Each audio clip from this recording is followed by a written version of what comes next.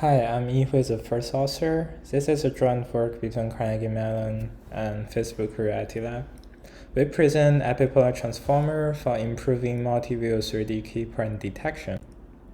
So the baseline multi-view 3D key point detection pipeline first does 2D detection on each view, followed by triangulation to get the 3D key point. The disadvantage is the 2D detectors don't have any access to 3D information, since 3D information is only used during the triangulation stage. A previous work tried to leverage 3D information by learning fixed global attention weights for each pair of views.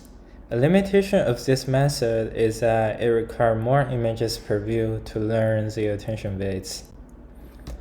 We propose Epipolar Transformer to provide 2D detectors with 3D information by leveraging neighboring views' intermediate feature. Given an intermediate feature in the reference view, its corresponding neighbor view features is computed by doing feature matching along the epipolar line followed by a soft argmax. Note that this is done densely for all locations of the feature map, so the final output feature map has the same size as the input, but with neighboring views information infused.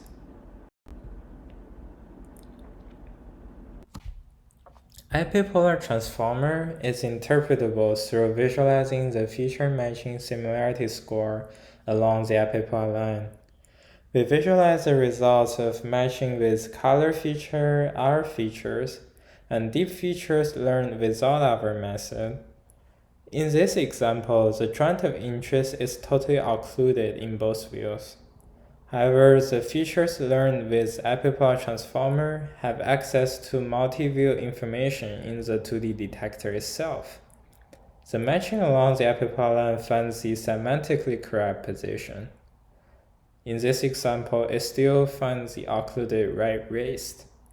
However, the features without the awareness of the multi-view information have the highest matching score at the physically correct location, which is still correct in terms of finding correspondences, but not as useful to reason about occlusions for occluded joints. We conduct extensive experiments on interhand dataset, which is an internal dataset in Facebook Reality Lab. We have 80 cameras around the subject, where there's 36 RGB cameras. We have about 3,000 images per view, and 42 joints covers both hands. We now study how viewing angle between two selected neighboring cameras affects the performance. The intuition is that if the source view is too close to the reference view, the features from the two views may be too similar, thus not very informative for our future module. However, if the views are too far apart, the feature matching becomes harder. There is also a higher chance that a point is occluded in one of the views, which makes matching even harder.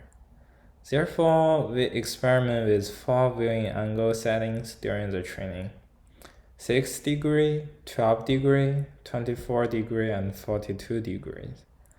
The Epipolar Transformer is the most effective around viewing angle difference 24 degree, which kinda makes sense, not too far, not too close. This setting is used by default in all of our RAS experiments. Next, we explore how the number of views used during test time affects the final performance. Since there are many different combinations to sample reference view and source view, we randomly sample views multiple times. The baseline compared is a vanilla hourglass network without using the Epipolar Transformer. The network trained with Epipolar Transformer consistently outperforms the baseline. When very few views are used, for example 2 views, the relative improvement using Epipolar Transformer is around 15%. This supports our argument that Epipolar Transformers enables a network to obtain better 2D key points using information from neighboring views, and the information is crucial when there are fewer views. Even with more views, Epipolar Transformer is still able to improve upon the baseline by around 10% in our experiment.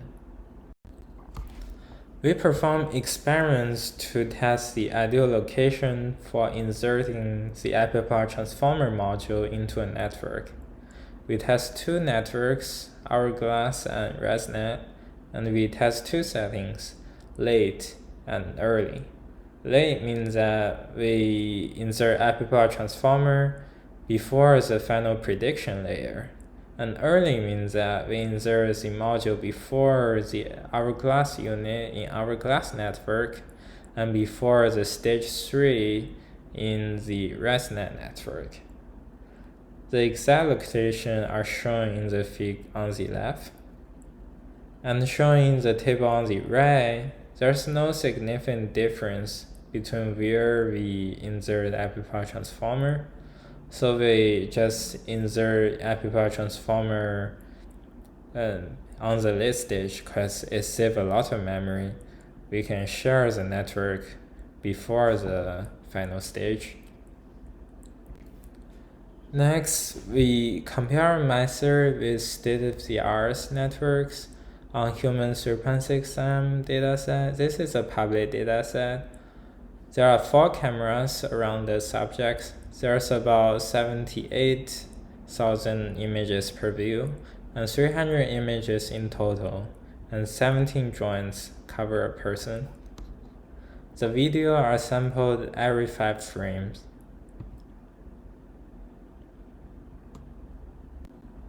The 2D pose estimation accuracy is measured by joint detection rate, JDR, which measures the percentage of the successful detected joints. A joint is detected if the distance between the estimated location and the ground truth is smaller than half of a human's headset. Cross-view fusion paper in SACV19 improves the performance by fusing with learned global attention. In contrast, Epipolar Transformer neither operate on heat map prediction scores nor does a global fusion. It attends to the intermediate feature locally along the epipolar line. Using the same backbone and even a smaller resolution, our model with Epipolar Transformer achieves 97 JDR. The improvement suggests that fusing along the epipolar line is more efficient than fusing globally. We further apply data augmentation, which consists of random scales and random rotations drawn from a truncated norm distribution. The JDR is further improved to 98.25% JDR. For 3D key point detection, our method outperforms the state-of-the-art by a large margin.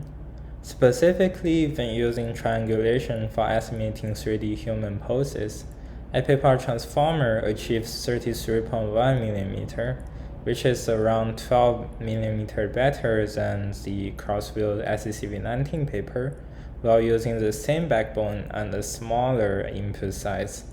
Using the recursive pictorial structure model RPSM for estimating 3D poses from 2D poses, our Epipolar Transformer achieved 26.9 mm, which is a state-of-the-art result. It even surpasses the state-of-the-art result, which uses a deeper backbone and a larger input size, which is a 13% relative improvement.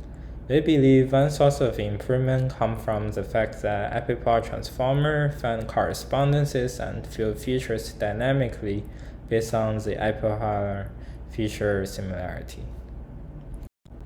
Please see the paper for more details. Also check out our code and model published on GitHub. Thank you.